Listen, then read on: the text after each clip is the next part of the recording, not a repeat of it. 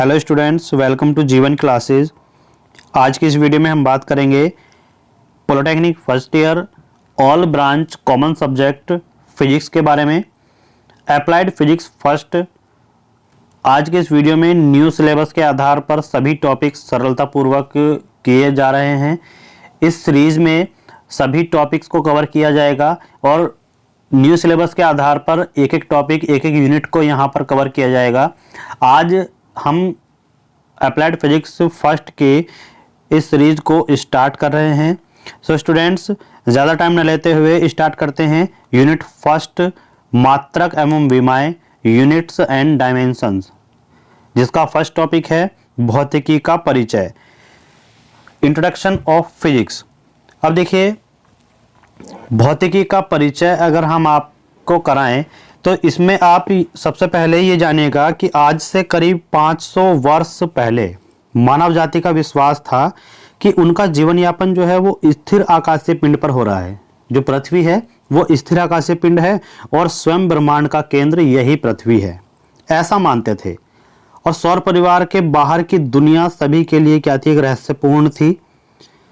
अणुओं तथा परमाणुओं के अवयवी कणों से लोग जो है अनभिज्ञ थे, अज्ञान थे। प्रकृति एवं प्राकृतिक घटनाओं के संदर्भ में कोई स्थापित नियम उनके पास नहीं था, परंतु मनुष्य प्रकृति में घटित हो रही घटनाओं के संबंध में संपूर्ण ज्ञान प्राप्त करने के लिए क्या करता था? सदैव तत्पर रहता था। ठीक है, उसको जानने का प्रयास करता था। उसने प्राकृतिक में क्या जो घटना घटित हो रही हैं उसमें होने वाली घटनाओं का समग्र अवलोकन किया तथा उन्नत जीवन की अभिलाषा में उनके क्रमानुसार व्यवहार और अनुभव पीढ़ी दर पीढ़ी ज्ञान को बढ़ाते गए और प्रत्येक पीढ़ी से प्राप्त ज्ञान में अपने नए अनुभवों को जोड़ते गए, नई खोजों को जोड़ते गए और उसी के चलते विज्ञान के बारे में जानकारी को प्राप्त किया। तो हम कह सकते हैं कि प्राकृतिक एवं मानव रचित घटित घटनाओं के तथ्यों का सुसंगठित, स्पष्ट और क्रमबद्ध ज्ञान ही विज्ञान कहलाता है। प्राकृतिक एवं मानव रचित घटित घटनाओं के तथ्यों का सुसंगठित, स्पष्ट, क्रमबद्ध ज्ञान विज्ञान है। तो science is the systematic study of fact, event and happening of nature as well as manual origin. प्राकृतिक और मानव रचित, natural as well as manual, यानी कि साइंस जो है एक सिस्टमैटिक स्टडी है fact, event and happening of नेचरिंग, यानी कि जो भी नेचर में हो रहा है, प्रकृति में हो रहा है, और मानव रचित घटित घटनाओं का ये एक सुसंगठित, स्पष्ट, क्रमबद्ध ज्ञान है। इसी को हम विज्ञान कहते हैं। अब हम बात करें कि विज्ञान क्या है, विज्ञान की उत्पत्ति कहाँ से हुई, किस शब्द से हुई। तो विज्ञान शब्द की उत्पत्ति लैटिन शब्द सिंटिया से हुई है, जिसका अर्थ है जानना। और बात करें भौतिकी की, तो भौतिकी शब्द की उत्पत्ति ग्रीक शब्द फिजिकोस से हुई है, जिसका अर्थ है प्रकृति। ध्यान रखिएगा, विज्ञान शब्द की जो उत्पत्ति हुई है वो लैटिन शब्द सिंटिया से हुई है और फिजिक्स यानी कि भौतिकी की जो उत्पत्ति हुई है वो फिजिकोस ग्रीक शब्द से हुई है, जिसका अर्थ है प्रकृति। नेक्स्ट है, बात करते हैं भौतिक विज्ञान। भौतिक विज्ञान क्या है? देखिए, भौतिक विज्ञान जो है वो विज्ञान की वह शाखा है। भौतिक विज्ञान की वह शाखा है जिसके अंतर्गत हम क्या करते हैं? प्रकृति तथा प्राकृतिक घटनाओं का क्रमबद्ध अध्ययन करते हैं। क्रमबद्ध अध्ययन ही क्या कहलाता है? विज्ञान कहलाता है। और भौतिक विज्ञान की वह शाखा जिसके अंतर्गत हम प्रकृति तथा प्राकृतिक घटनाओं का क्रमबद्ध अध्ययन करते हैं, उन्हीं को हम क्या कहते हैं? भौतिक विज्ञान कहते हैं। इंग्लिश में अगर हम बात करें तो physics is the branch of science which deals with the study of the nature and natural phenomena. प्रकृति और प्राकृतिक घटित घटनाओं का भौतिकी का संबंध जो है वो सीधा सीधा ब्रह्मांड और उसकी कार्यप्रणाली से है। जो ब्रह्मांड है उसकी कार्यप्रणाली से ही भौतिक का संबंध है, सीधा सीधा संबंध यूनिवर्स से है। इसका मतलब है कि द्रव्य यानी कि मैटर, ऊर्जा, एनर्जी एवं उनके अंतर संबंधों के अध्ययन से। ब्रह्मांड में क्या है? द्रव्य है, एनर्जी है, तो उन्हीं के अंतर संबंधों के अध्ययन से जो मतलब हमें जानकारी मिलती है वो भौतिकी कहलाती है। भौतिकी विज्ञान की सबसे विशाल एवं विस्तृत शाखा है। यदि आपसे कोई पूछे कि विज्ञान की सबसे विशाल और विस्तृत शाखा क्या है, तो आप कहेंगे भौतिकी है। भौतिक विज्ञान की शाखाओं के बारे में बात कर लेते हैं। तो भौतिक विज्ञान की शाखाएं यहां पर बताई गई हैं। देखिए, फर्स्ट है सामान्य भौतिकी। सामान्य भौतिकी किसे कहते हैं? सामान्य भौतिकी वह है जिसमें द्रव्य के सामान्य गुण, बल के अधीन गति अथवा विराम अवस्था, गुरुत्वाकर्षण, द्रव्य यांत्रिकी आदि का अध्ययन किया जाता है। वही क्या कहलाता है? जनरल फिजिक्स कहलाता है, सामान्य भौतिकी कहलाता है। नेक्स्ट में बात करें स्थिर वैद्युतिकी तथा विद्युतिकी, तो इलेक्ट्रोस्टैटिक एंड इलेक्ट्रिसिटी हम इसको इंग्लिश में बोलते हैं। और इसमें स्थिर आवेशों, प्रेरण तथा विराम अवस्था के आवेशों के गुणों, अभिलक्षणों आदि का क्या होता है? अध्ययन किया जाता है। यानी कि जिसमें स्थिर आवेशों, प्रेरण और विराम अवस्था के आवेशों के गुणों और अभिलक्षणों गुणों का अध्ययन होता है, वही क्या कहलाता है? स्थिर वैद्युतिकी या विद्युत कहलाता है। नेक्स्ट है इलेक्ट्रॉनिकी। इलेक्ट्रॉनिकी जिसको इंग्लिश में बोलते हैं इलेक्ट्रॉनिक, तो इलेक्ट्रॉन तथा कोटर, ध्यान रखिए, इलेक्ट्रॉन तथा कोटर, तापायन निर्वात बल्ब में तापायनिक उत्सर्जन, अर्धचालक पदार्थ, प्रवर्धक, दोलित्र, आइसेस आदि का अध्ययन जो होता है वो किसमें होता है? इलेक्ट्रॉनिक्स में होता है। यानी कि इलेक्ट्रॉनों का अध्ययन, उनके कोटर का अध्ययन, तापायन निर्वात बल्ब, तापायनिक उत्सर्जन का अध्ययन, अर्धचालक पदार्थ का अध्ययन, सभी जो है इलेक्ट्रॉनिक्स के अंतर्गत आते हैं। प्रकाशिकी के बारे में बात करें तो प्रकाशिकी क्या है? ऑप्टिक्स जिसको हम इंग्लिश में बोलते हैं। इसमें क्या होता है? प्रकाशिक स्रोतों, प्रकाश संचरण माध्यमों, लेजर, मेसर, अपवर्तनांक, अपवर्तन, परावर्तन और ध्रुवण आदि का जो अध्ययन होता है वो प्रकाशिकी में होता है। यानी कि आपके सिलेबस में एक जो भौतिक फर्स्ट सेकंड में एक यूनिट है ऑप्टिक्स, उसमें सभी में परावर्तन के बारे में, ध्रुवण के बारे में, अपवर्तनांक के बारे में, लेजर के बारे में, प्रकाश संचरण के बारे में, इन सभी के बारे में हम पढ़ेंगे। तो इनका अध्ययन जो होता है वो प्रकाशिकी में होता है। ऊष्मा तथा ऊष्मागतिकी, हीट एंड थर्मोडायनेमिक्स, इसमें क्या होता है? इसमें ऊष्मा, ऊर्जा, ताप, ऊष्मा ऊर्जा स्थानांतरण, यानी कि ऊर्जा का स्थानांतरण हो रहा है, ऊष्मा का स्थानांतरण हो रहा है, उनकी विधियों का अध्ययन, पदार्थों की ऊष्मा चालकता, उनके गुणांक का अध्ययन, ऊष्मागतिकी के जितने भी नियम हैं उन सभी का अध्ययन किसमें होता है? ऊष्मा तथा ऊष्मागतिकी में होता है। नेक्स्ट है ध्वनि यानी कि साउंड। इसमें इसमें क्या होता है? माध्यम में उत्पन्न जो भी विक्षोभ हैं, यांत्रिक तरंगों के प्रकार हैं, उनका माध्यम है संचरण, परावर्तन, ध्वनि तरंगों के गुणों का अध्ययन जो है वो ध्वनि में होता है, ध्वनि विज्ञान में होता है। नाभिकीय भौतिकी क्या है? Nuclear physics. इनमें क्या होता है? नाभिकीय ऊर्जा और रेडियो एक्टिविटी का अध्ययन किया जाता है। किसका अध्ययन किया जाता है? नाभिकीय ऊर्जा और रेडियो एक्टिविटी का अध्ययन किसके अंतर्गत किया जाता है? नाभिकीय भौतिकी के अंतर्गत किया जाता है। नेक्स्ट है क्वांटम यांत्रिकी। क्वांटम यांत्रिकी में क्या होता है? प्रकाश ऊर्जा कणों और प्रकाश वैद्युत प्रभाव का अध्ययन और प्रकाश के कणों के संबंध का तथा उनके अभिलाक्षणिक गुणों का जो अध्ययन होता है वो क्वांटम यांत्रिकी में होता है। एक बार फिर से सुन लीजिएगा, इसमें जो प्रकाश की ऊर्जा है उनके कणों का अध्ययन अगर हम करें तो वो क्वांटम यांत्रिकी में होगा, प्रकाश वैद्युत प्रभाव का अध्ययन क्वांटम यांत्रिकी में होगा, और प्रकाश के कणों के संबंध का और उनके अभिलाक्षणिक गुणों का अगर हम अध्ययन करना चाहें तो उनका भी अध्ययन हम क्वांटम यांत्रिकी में करेंगे, क्वांटम मैकेनिक्स में करेंगे। नेक्स्ट है सापेक्षता का सिद्धांत। सापेक्षता के सिद्धांत के बारे में अगर हम बात करें तो ध्यान से देखिए, सापेक्षता का सिद्धांत क्या है?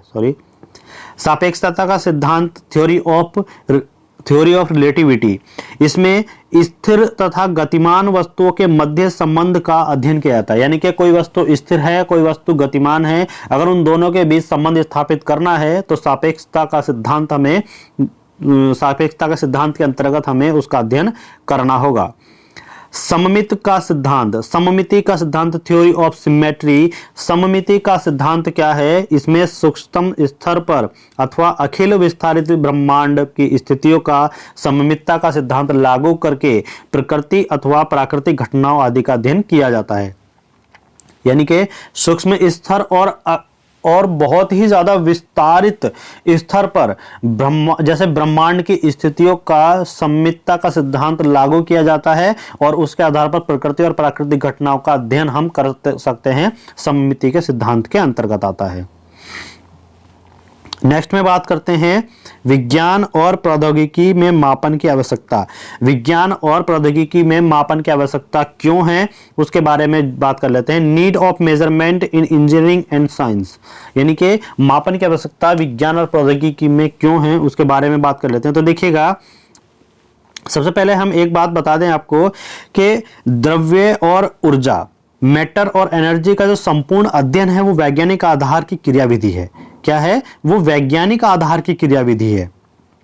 ठीक है, अब निर्विवादित रूप से यह ज्ञान ज्ञानेंद्रियों द्वारा ही प्राप्त होता है, परंतु यहां फिर एक प्रश्न अवश्य उठ जाता है कि क्या हम अपनी ज्ञानेंद्रियों का भरोसा कर सकते हैं?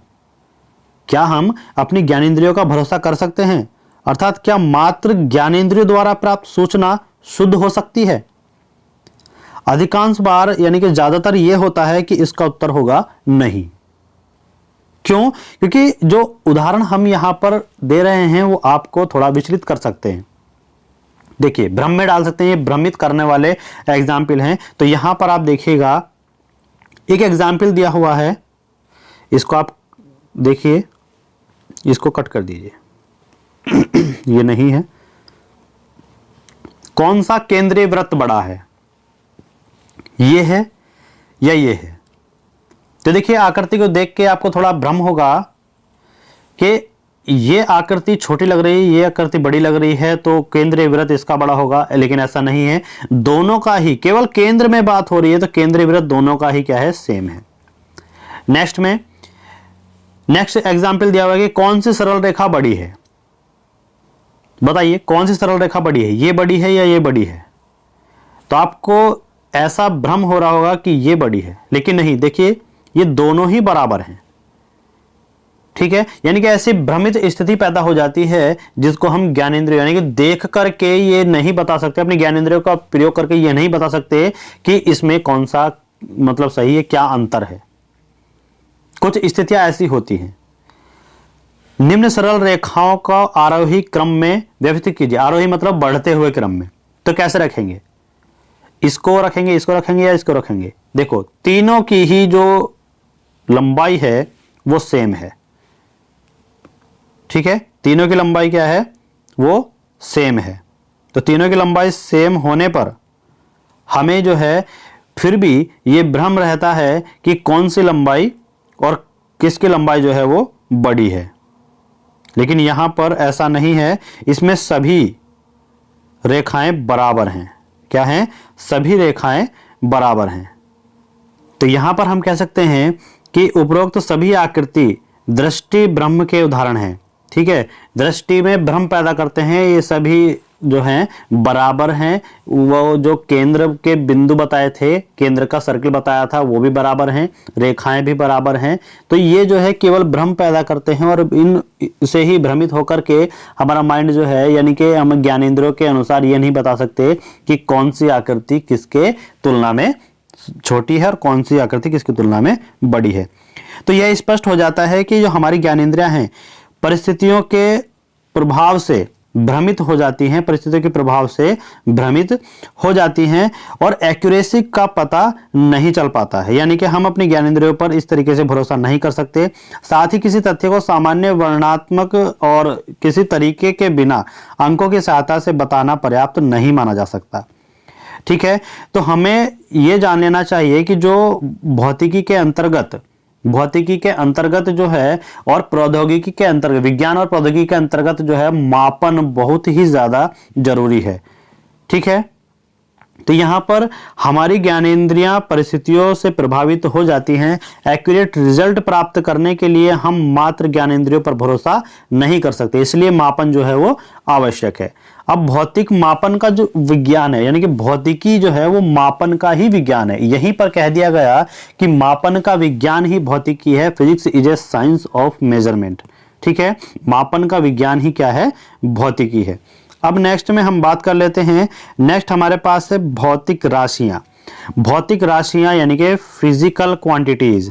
अब फिजिकल क्वांटिटीज क्या है? ठीक है, तो हम कह सकते हैं कि कोई भी राशि जिसे माप सकें भौतिक राशि कहलाती है। ठीक है, अगर आपसे कोई कहे कि भौतिक राशियां क्या हैं, तो आप सीधा सीधा उनसे बताइएगा कि कोई भी ऐसी राशि जिसको मापा जा सके, जिसको हम माप सकते हैं, उसे हम भौतिक राशि कहते हैं। Any measurable entity is known as physical quantity.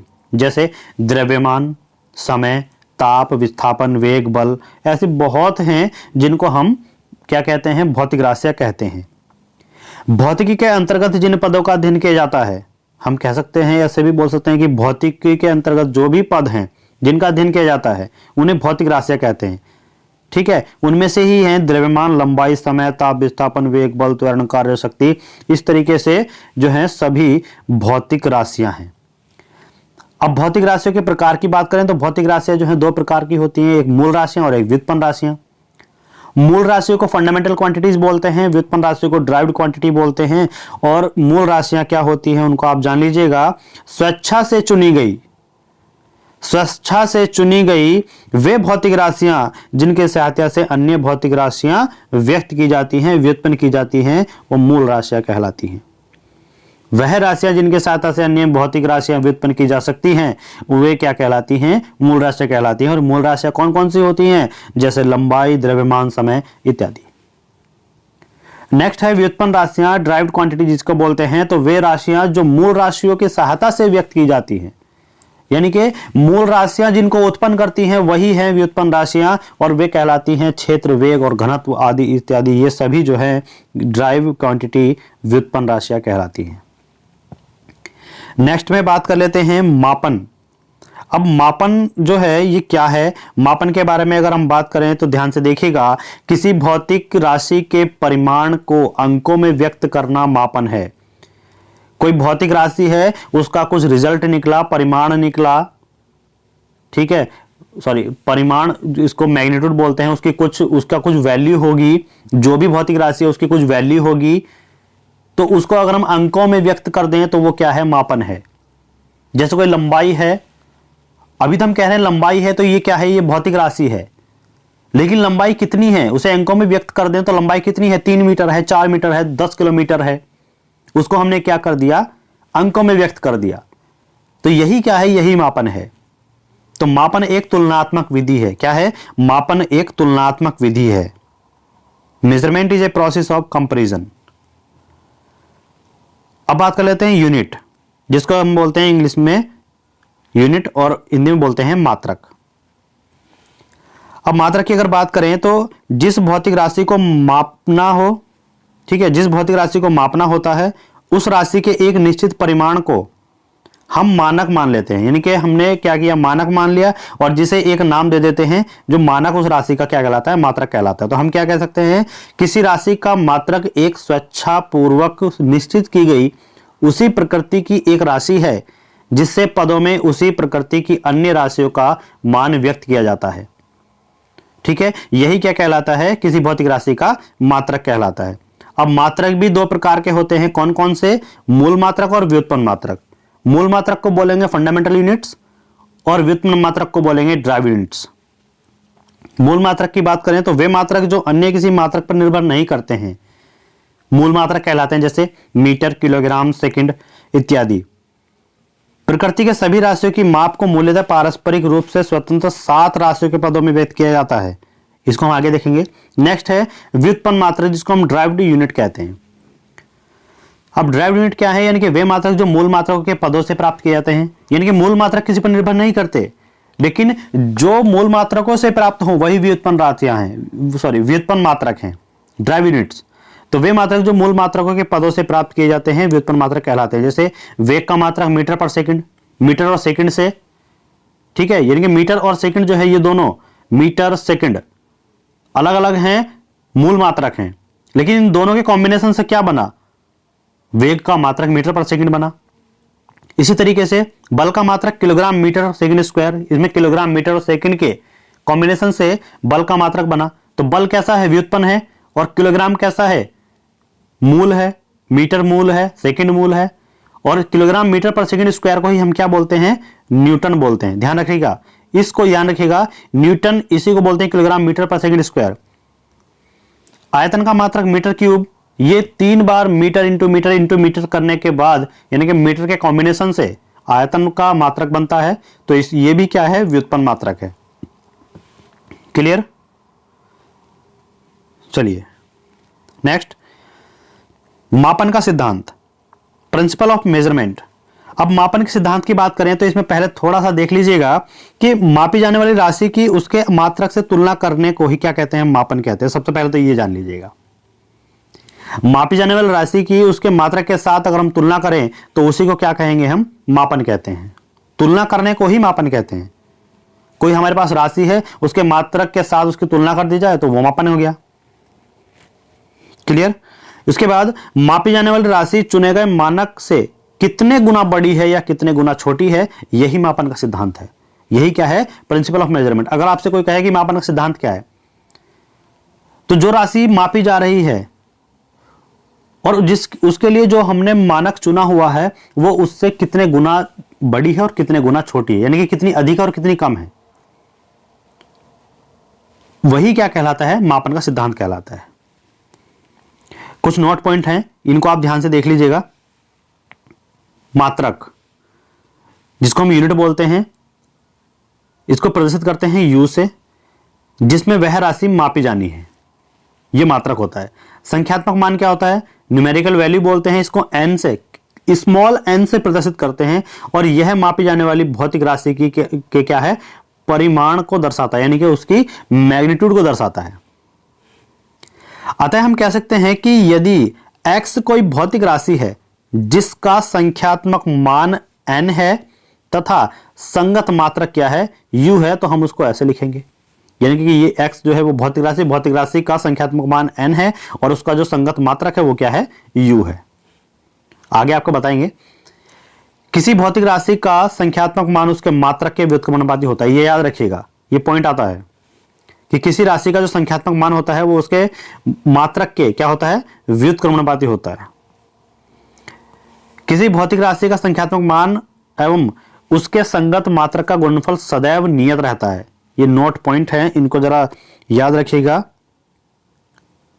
ठीक है। किसी भौतिक राशि का संख्यात्मक मान उसके संगत मात्रक का क्या होता है, गुणनफल सदैव नियत रहता है। क्या होता है, नियत रहता है।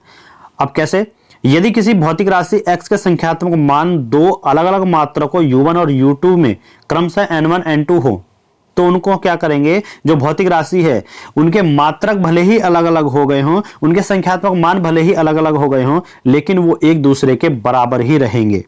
क्या होंगे, एक दूसरे के बराबर ही रहेंगे। नेक्स्ट है मात्रकों की विभिन्न पद्धतियां। अब मात्रकों की विभिन्न पद्धतियां क्या है, different system of unit, different system of unit. मात्रकों की विभिन्न पद्धतियां कौन कौन सी हैं, देखिएगा। यहां पर पद्धति दी हुई है, यहां पर क्रम है, मात्रक पद्धति है, लंबाई का मात्रक, द्रव्यमान का मात्रक, समय का मात्रक। तो देखिए, फर्स्ट है फुट पाउंड सेकंड पद्धति, जिसको हम बोलते हैं एफपीएस सिस्टम। एफपीएस सिस्टम में लंबाई का मात्रक फुट होता है और द्रव्यमान का मात्रक पाउंड होता है, समय का मात्रक सेकंड होता है। नेक्स्ट है सेंटीमीटर ग्राम पद्धति, जिसको सीजीएस बोलते हैं, CGS system. Centimetre gram second पद्धति, सेंटीमीटर होता है लंबाई का मात्रक और द्रव्यमान का मात्रक ग्राम होता है इसमें, और समय का मात्रक सेकंड ही होता है। थर्ड है मीटर किलोग्राम सेकंड पद्धति। मीटर किलोग्राम सेकंड पद्धति एम के सिस्टम, ठीक है, एमकेएस सिस्टम। एम से मीटर, के से किलोग्राम, एस से सेकंड, ठीक है। मीटर किलोग्राम सेकंड पद्धति में लंबाई का मात्रक मीटर होता है, द्रव्यमान का मात्रक किलोग्राम होता है और समय का मात्रक क्या होता है, सेकंड होता है। नेक्स्ट है अंतरराष्ट्रीय पद्धति, यह सबसे ज्यादा इंपॉर्टेंट है। अंतरराष्ट्रीय पद्धति क्या होती है, देखिए, जिसको हम बोलते हैं एसआई सिस्टम। क्या बोलते हैं, एसआई सिस्टम। ये क्या होती है, यह है एमकेएस सिस्टम का संशोधित रूप है, ठीक है। एमकेएस सिस्टम को संशोधित किया तो एसआई पद्धति मिली, जिसका उल्लेख हम अगले परिच्छेद में करेंगे। और कहां पर, ये रहा। देखिए, अंतरराष्ट्रीय पद्धति यानी कि एसआई सिस्टम के बारे में बात करते हैं। सन 1960 में general conference of weight and measure, general conference of weight and measures नामक अंतरराष्ट्रीय संस्था ने भार व माप की सामान्य गोष्ठी में एमकेएस पद्धति में प्रवर्धित रूप अंतरराष्ट्रीय पद्धति का अनुमोदन किया। कब किया? 1960 में। याद रखिएगा, ये कभी कभी पूछ लेता है कि 1960 में general conference of weight and measures नामक अंतरराष्ट्रीय संस्था ने भार व माप की सामान्य गोष्ठी में एमकेएस पद्धति के प्रवर्धित रूप अंतरराष्ट्रीय पद्धति का क्या किया? अनुमोदन किया। ठीक है, इस पद्धति में 7 मूल राशियां, ठीक है, 7 मूल राशियों के क्या है? 7 मूल मात्रक हैं। एसआई पद्धति में 7 मूल राशियां हैं और उनके 7 मूल मात्रक हैं। ठीक है, नेक्स्ट, 2 पूरक मूल राशियों के 2 पूरक मात्रक, यानी कि 7 मूल मात्रक हैं और 7 ही मूल राशियां हैं, और 2 पूरक मूल राशियां हैं और उनके 2 पूरक मात्रक हैं, पूरक मूल मात्रक। और शेष जो राशियां बची हैं वो व्युत्पन्न राशियां कहलाती हैं तथा उनके मात्रक जो है वो व्युत्पन्न मात्रक कहलाएंगे। अब बात कर लेते हैं मूल राशियां और उनके मात्रक कौन कौन से हैं। तो मूल राशि यानी कि fundamental quantities and their units, मूल राशियां एवं उनके मात्रक। देखिए, हमने यहां पर क्रम संख्या, मूल राशियां, मूल मात्रों के जो संकेत हैं और मात्रकों के जो विमीय प्रतीक हैं वो हमने यहां पर लिखे हुए हैं। फर्स्ट है लंबाई, लेंथ, मीटर। यहां पर एक बात ध्यान रखिएगा, जो बताया जा रहा है उसको ध्यान से सुनिएगा कि मात्रकों के संकेत और मात्रकों के विमीय प्रतीक, इनको ध्यान से देख लीजिएगा कहां पर कैसे लिखा जाता है और कैसे हम लिख सकते हैं, कैसे नहीं लिख सकते। लंबाई का मात्रक होता है, लंबाई का मूल मात्रक मीटर है और मीटर को हमेशा स्मॉल m के साथ लिखते हैं और विमीय प्रतीक इसका कैपिटल L है। द्रव्यमान की बात करें तो इंग्लिश में मास बोलते हैं और मूल मात्रक किलोग्राम है और इसको स्मॉल के और जी में लिखेंगे, कैपिटल के नहीं बनाना है, स्मॉल के स्मॉल जी में लिखेंगे और इसका जो विमीय प्रतीक है वो कैपिटल M है। कहां पर कैपिटल है, कहां पर स्मॉल है, वो आप ध्यान रखिएगा। समय, टाइम, सेकंड इसका मूल मात्रक है और मात्रकों का संकेत कैसा? स्मॉल s से हमेशा इसको प्रदर्शित करते हैं और विमीय प्रतीक कैपिटल T। विद्युत धारा, इलेक्ट्रिक करंट में मूल मात्रक एम्पियर होगा और कैपिटल A से इसको प्रदर्शित करते हैं और स्मॉल i इसका विमीय प्रतीक होगा। नेक्स्ट है ताप, टेम्परेचर, इसको केल्विन में या फिर डिग्री सेल्सियस में, केल्विन में या डिग्री सेल्सियस में इसका जो है मापते हैं तो ये इसका मात्रक हो जाएगा। और केल्विन अगर लिखना है तो कैपिटल K लिखेंगे और डिग्री सेल्सियस अगर लिखना है तो डिग्री सेल्सियस यानी कि डिग्री लगाएंगे और C लिखेंगे। ठीक है, अगर हमें इसका प्रतीक जानना है कि विमीय प्रतीक क्या है तो ये थीटा है, इस तरीके से बना हुआ मिलेगा या फिर इस तरीके से बना हुआ मिलेगा। नेक्स्ट है ज्योति तीव्रता, ज्योति तीव्रता यानी कि ल्यूमिनेस इंटेंसिटी, जिसका मूल मात्रक है कैंडिला और इसका जो मतलब प्रतीक है वो है CD, कैपिटल C है और स्मॉल d है, याद रखिए कैपिटल C और स्मॉल d।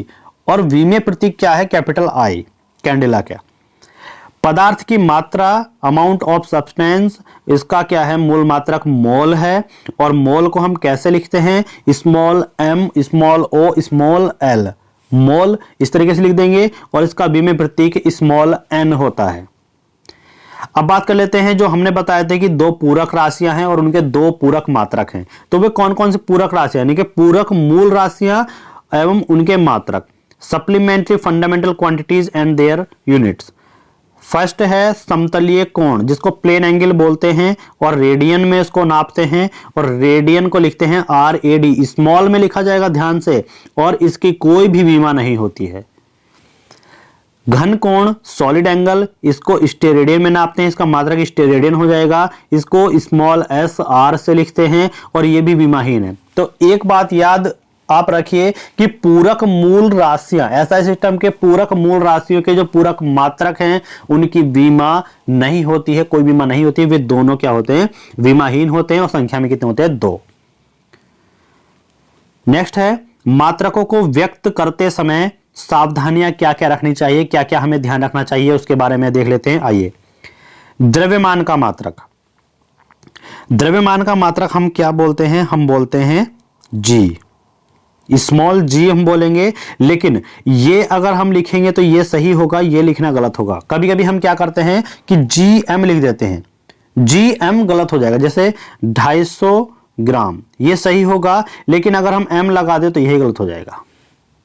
ठीक है, तो ग्राम को हमेशा सिंगल जी से लिखेगा और वो भी स्मॉल से, कभी भी कैपिटल जी नहीं लिखेंगे और कभी भी जी के साथ एम नहीं लगाएंगे। क्लियर। नेक्स्ट है मात्रकों को बहुवचन में नहीं लिखते, यानी कि अगर किलोग्राम है, जैसे 200 किलोग्राम, तो किलोग्राम है तो हम क्या करेंगे, उसको केवल के जी लिखेंगे, स्मॉल के जी एस नहीं करेंगे। क्लियर। मात्रकों के बाद फुल स्टॉप नहीं लगाते हैं, मात्रकों के बाद फुल स्टॉप नहीं लगाते हैं। जैसे अगर हमने लिखा कि 200 मीटर और हम यहां पर ये इस तरीके से फुल स्टॉप लगा दें तो ये नहीं होगा, ये गलत हो जाएगा। 200 मीटर, बस यही आंसर हो जाएगा। ठीक है, तो फुल स्टॉप नहीं लगाते हैं कभी भी। अगर वैज्ञानिकों के नाम पर कोई मात्रक हमें मिलता है तो वैज्ञानिकों के नाम पर मात्रक, जैसे न्यूटन, तो कैपिटल लेटर्स में लिखेंगे, वाट कैपिटल लेटर्स में लिखेंगे, कभी भी स्मॉल में नहीं लिखा जाएगा अगर वैज्ञानिकों के नाम पर कोई भी मात्रक हमें मिलता है। नेक्स्ट है मात्रकों में एक ही स्ट्रोक से व्यक्त करते हैं, मात्रकों को एक ही स्ट्रोक से व्यक्त करते हैं। मतलब कहने का यह है कि जैसे त्वरण का मात्रक है मीटर पर सेकंड स्क्वायर, ये सही होगा, लेकिन मीटर सेकंड इस तरीके से कर दे, जैसे मीटर पर सेकंड, इस तरीके से अगर हम कर दें तो ये गलत हो जाएगा। ठीक है, यानी कि एक ही स्ट्रोक में, चाहे अगर वो 2 बार सेकंड है तो सेकंड स्क्वायर कर दो, ठीक है, वो सही हो जाएगा। उसके बाद डार्क या ऊपर लाइन लगाकर हम किसी मात्रक को नहीं लिखते हैं, ये सही होगा, लेकिन डार्क करके नहीं लिखना है और ऊपर लाइन लगाकर नहीं लिखना है। ये मात्रक लिखने के तरीके हैं। मात्रकों के ऊपर कोई भी बिंदु नहीं लगेगा, जैसे ये मीटर है, ये केवल मीटर सही होगा, लेकिन अगर मीटर के ऊपर हमने एक बिंदु लगा दिया और एम के ऊपर डबल बिंदु लगा दिया तो ये क्या है, ये अवकलन को प्रकट कर देते हैं। ठीक है, कोई भी राशि है उसके ऊपर एक अगर बिंदु लगा हुआ है तो उसको हम कहेंगे कि वो एक बार अवकलित है। अगर 2 बिंदु लगे हुए तो वो डबल डिफरेंशिएशन है, यानी कि 2 बार अवकलित है। ठीक है, तो मात्रकों के लिखते समय उसके ऊपर कोई भी बिंदु नहीं लगाते हैं। बात करें जैसे हर्ट्ज को, यानी कि जो हर्ट्ज है उसको हम लिखते हैं कैपिटल H स्मॉल z से, candela capital C small d से, जूल को कैपिटल जूल से लिख देते हैं, और जो हमारे पास है सेल्सियस को कैपिटल C से लिखते हैं। चलिएगा महत्वपूर्ण बिंदु को जान लेते हैं। महत्वपूर्ण बिंदु कौन कौन से हैं? सॉरी, चलिए महत्वपूर्ण बिंदु, इंपोर्टेंस पॉइंट है। परमाणु के नाभिक की त्रिज्या के स्तर की लंबाई जो है वो किस में नापी जाती है?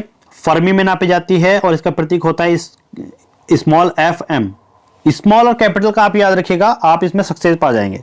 प्रतीक जो होता है वो स्मॉल FM होता है, किसका? परमाणु के नाभिक के त्रिज्या का स्तर की लंबाई अगर नापें वो फर्मी में नापी जाती है और उसका प्रतीक होता है स्मॉल FM। और एक फर्मी इक्वल टू 10⁻⁻15 मीटर होता है। कितना होता है? एक फर्मी इक्वल टू 10⁻⁻15 मीटर। अगर तरंग दैर्घ्य को मापा जाए तो तरंग दैर्घ्य को किस में मापते हैं? एंगस्ट्रॉम यूनिट में मापते हैं। ठीक है, एंगस्ट्रॉम यूनिट, और इसका जो प्रतीक होता है वो एंगस्ट्रॉम होता है, यानी कि ए के ऊपर हम 0 लगा देते हैं, ये एंगस्ट्रॉम का चिन्ह होता है, प्रतीक होता है। और एक एंगस्ट्रॉम इक्वल टू कितना होता है? एक एंगस्ट्रॉम इक्वल टू 10⁻10 मीटर होता है। चलिए, खगोलीय मात्रक एस्ट्रोनॉमिकल यूनिट, पृथ्वी के केंद्र से सूर्य के केंद्र तक की जो औसत दूरी है वो किस में नापी जाती है? खगोलीय मात्रक में नापी जाती है। और क्या होता है इसका प्रतीक? AU होता है या फिर UA होता है, दोनों ही स्मॉल होते हैं।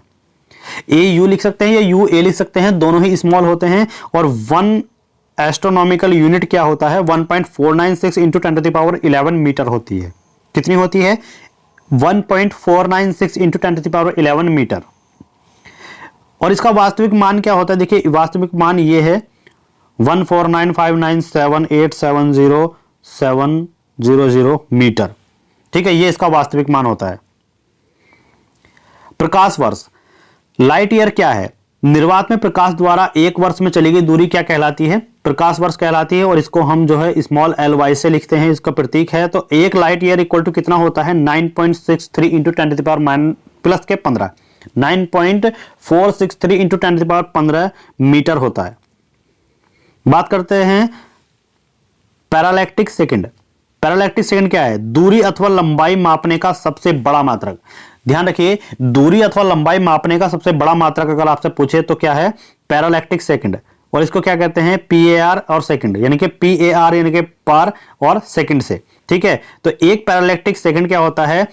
30.9 ट्रिलियन किलोमीटर। ट्रिलियन, ठीक है, ये ट्रिलियन है, ट्रिलियन किलोमीटर। 30.9 ट्रिलियन किलोमीटर क्या होता है? एक पैरालैक्टिक सेकंड के बराबर होता है। ठीक है, एक पैरालैक्टिक सेकंड के बराबर होता है। और याद रखिए, खगोलीय पिंडों के मध्य अत्यधिक बड़ी दूरियों को जो मापा जाता है वो पारसेक में नापा जाता है। किस में मापा जाता है? पारसेक में। खगोलीय पिंडों के मध्य अत्यधिक बड़ी दूरियां अगर हमें मापनी है तो वो हम पारसेक में मापते हैं। ठीक है, नेक्स्ट है, अब देखिए 1 किलोग्राम।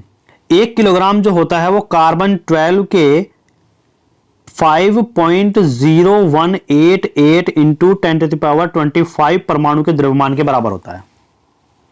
ठीक है, 1 किलोग्राम जो होता है वो कार्बन 12 के 5.0188 इंटू 10⁻25 परमाणु के द्रव्यमान के बराबर होता है। इसी तरीके से 1 क्विंटल 100 किलोग्राम होता है और 10 की घात 2 किलोग्राम इसको लिखते हैं। और 1 मीट्रिक टन 10 क्विंटल के बराबर होता है, जिसको हम लिखते हैं 10⁻3 किलोग्राम, 1000 किलोग्राम। नेक्स्ट है 1 सेकंड। 1 सेकंड यानी कि माध्य सौर दिन के 86,400वें भाग को कहते हैं। माध्य सौर दिन, और माध्य सौर दिन क्या होता है? 24 घंटे, यानी कि 24 घंटे के 86,400वें भाग को हम 1 सेकंड कहेंगे। एक माध्य सौर दिन 24 घंटे का होता है। इसको मिनट में कन्वर्ट करें तो 60 से मल्टीप्लाई कर देंगे, और फिर सेकंड में कन्वर्ट करना पड़ेगा तो हम फिर 60 से मल्टीप्लाई कर देंगे, और टोटल आ जाएगा इसका 86,400 सेकंड। तो 1 सेकंड इक्वल टू कितना हो जाएगा? माध्य सौर दिन का 86,400वां भाग। 1 सेकंड जो होता है वो परमाणु घड़ी में सीजियम परमाणु के 9192631770 कंपन के बराबर होता है।